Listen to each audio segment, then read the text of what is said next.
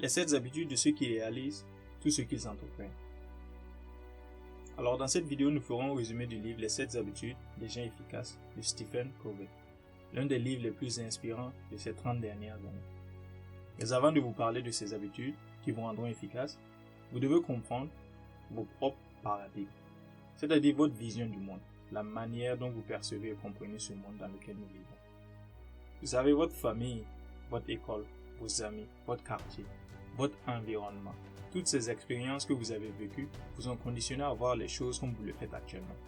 Et bien que quelque part nous pensons tous que nous voyons le monde tel qu'il est, en vérité, nous voyons le monde tel que nous sommes, tel que nous avons été conditionnés tout au long de notre vie. Il nous faut être conscients de nos propres paradigmes afin de pouvoir les examiner, juger de leur pertinence, les mettre à l'épreuve si on veut opérer un changement significatif dans nos vies.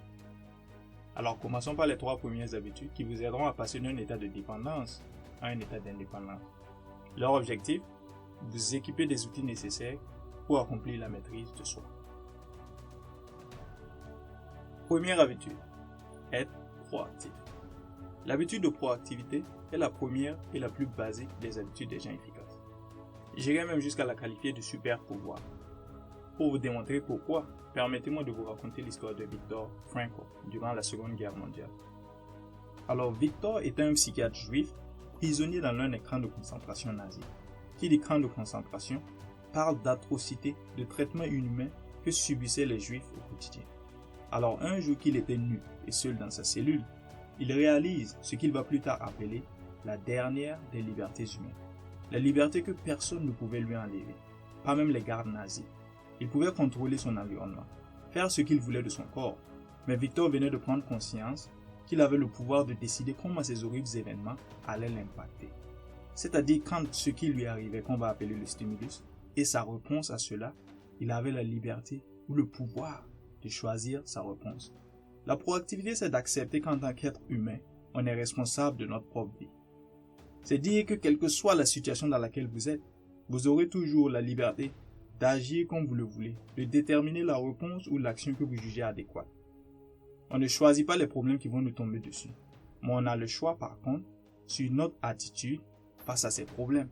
On peut soit se lamenter sur notre sort, s'autodétruire ou se concentrer sur les actions potentielles que l'on peut prendre afin de régler ce problème. Une personne proactive concentre ses efforts sur son cercle d'influence, c'est-à-dire les choses qu'elle peut contrôler dans sa vie, parce qu'elle sait que c'est en prenant des actions vis-à-vis de ces choses qu'elle peut avoir un impact et changer sa situation ou ses conditions. Une personne réactive par contre s'acharne sur son cercle de préoccupation, c'est-à-dire des choses sur lesquelles elle n'a aucune influence, comme le comportement des autres, le climat et bien d'autres. Il donne du poids à ces petites préoccupations pour lui pourrir la vie. Quelle que soit la situation dans laquelle vous vous trouvez dans votre vie, vous êtes responsable de votre vie. Soyez proactif. Deuxième habitude, commencez avec le but final en tête. Toute chose est créée 2 fois. Il y a d'abord la création mentale, puis ensuite la création physique. Commencez avec la fin en tête. Commencez avec une idée claire de votre destination. Cela vous permet de vous situer vis-à-vis de votre objectif, de savoir où vous en êtes actuellement et vous permet de déterminer la direction à prendre. Vous pouvez créer votre vie, mais avant, il faut déjà que vous sachiez à quoi vous voulez qu'elle ressemble. Ayez une vision et chaque jour contribuez efficacement à la réalisation de cette vision. La manière la plus efficace selon Covey de commencer avec le but final en tête, c'est de développer ce qu'il appelle une mission personnelle. Il va se concentrer sur le caractère, c'est-à-dire ce que vous voulez devenir, la contribution, ce que vous voulez faire et les réalisations, les valeurs ou principes sur lesquels ce que vous voulez être repose. Troisième habitude, donner la priorité aux priorités. Les choses qui importent le plus ne devraient pas être à la merci des choses qui importent peu. Goethe. Il s'agit ici de vous organiser et exécuter autour de vos priorités. Albert Gray, après des années de recherche, a fait la découverte de ce que les gens qui réussissent ont tous en commun. Et bien qu'être un gros bosseur, avoir de la chance ou savoir cultiver des relations humaines ont leur importance, il s'agit ici de la troisième habitude. Commencer par le commencement, donner la priorité aux priorités. Mais comment atteindre ce résultat? Il s'agit d'organiser et d'exécuter en fonction des priorités. Analysons ici le tableau de l'organisation du temps qui nous permet de classer nos activités selon le degré d'urgence et d'importance. Les choses urgentes sont visibles et exercent une pression considérable sur nos nerfs et notre conscience. Les activités importantes par contre sont moins pressantes, mais vitales pour l'accomplissement des objectifs à long terme. Le cadran 1 regroupe les activités de crise ou les problèmes que l'on doit régler. Ce cadran consomme 90% du temps des gens inefficaces. Le cadran 3 est l'endroit où l'on retrouve les personnes qui s'occupent des activités urgentes mais sans importance. Ces personnes en réalité sont au service des urgences et priorités des autres. Le cadran 4 est l'endroit du divertissement et du plaisir. Quant au cadran 2, c'est l'endroit des personnes qui nourrissent les opportunités, affament les problèmes et pensent prévention. C'est le cœur même de la gestion du temps. Les gens qui réussissent y passent le plus de leur temps. Ils dépensent le maximum d'énergie. Ils évitent à tout prix de rester coincés longtemps dans les autres cadrans. Quelle que soit votre profession, si vous passez votre temps dans ce cadran en adoptant une attitude proactive, vous verrez votre efficacité augmenter considérablement. C'est également dans ce cadran que vous pouvez travailler à étouffer les problèmes avant même qu'ils ne prennent forme dans le cadran 1. Pour y consacrer plus d'énergie, vous pouvez réduire le temps que vous passez dans les cadrans 3 et 4. Après avoir atteint un certain niveau de discipline, d'indépendance, de maîtrise et de connaissance de soi, il est temps de conquérir les 3 habitudes d'interdépendance qui vont vous rendre plus efficace dans vos interactions et collaborations avec les autres.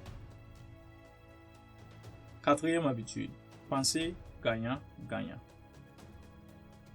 Vous l'avez bien compris, gagnant-gagnant. Pas perdant-gagnant, ni gagnant-perdant, encore moins perdant-perdant. Les gens efficaces cherchent l'intérêt commun et le bénéfice mutuel. Ils voient la vie comme une opportunité de coopération. Comme le dit si bien le proverbe africain, seul on va plus vite, ensemble on va plus loin. Avoir un esprit gagnant exige 3 traits de caractère essentiels de vous. Une intégrité personnelle, de la maturité, car il vous faut un équilibre entre le courage et la considération d'autrui. Mais aussi un esprit d'abondance. Savoir que les ressources ne manquent pas et qu'il y en a assez pour tous ouvre l'esprit pour plus de partage, de coopération, de créativité et de contribution. Habitude 5. Cherchez à comprendre d'abord et à être compris ensuite. Combien de fois avons-nous été coupables d'écouter quelqu'un sans chercher à comprendre son point de vue? Cette habitude nous incite à apprendre à écouter dans l'intention de comprendre l'autre. Il ne s'agit pas d'être d'accord avec tout ce que dit l'autre, mais plutôt de pratiquer la communication empathique, c'est-à-dire de fournir l'effort nécessaire, le plus sincère, pour comprendre aussi bien sur le plan intellectuel qu'émotionnel. Selon les experts, on transmet seulement 10% de notre message par les mots. Le reste est véhiculé par le son, ou encore le ton de la personne, et le langage corporel. Cette habitude est à la fois l'art et la compétence de savoir accepter la différence dans l'objectif de construire ensemble un très beau monde uni par cette diversité. 6e habitude, vivre en synergie. La synergie signifie que le tout est plus grand que la somme des parties, c'est-à-dire qu'un plus 1 peut être égal à 8, 16 ou 1600. L'essence même de la synergie repose sur la valorisation des différences. Il est question de respecter nos différences, construire sur nos forces afin de compenser nos faiblesses. Il existe des différences entre les personnes sur le plan mental, émotionnel et psychologique. La clé, c'est de réaliser que les gens voient le monde non pas comme il est, mais tel qu'ils sont. Il faut avoir le courage de s'ouvrir aux autres dans nos interactions afin d'exprimer nos idées, nos sentiments, de manière à les encourager à s'ouvrir aussi. Pour être efficace, il faut avoir la modestie de reconnaître les limites de ses perceptions et apprécier le riche échange des ressources avec les autres.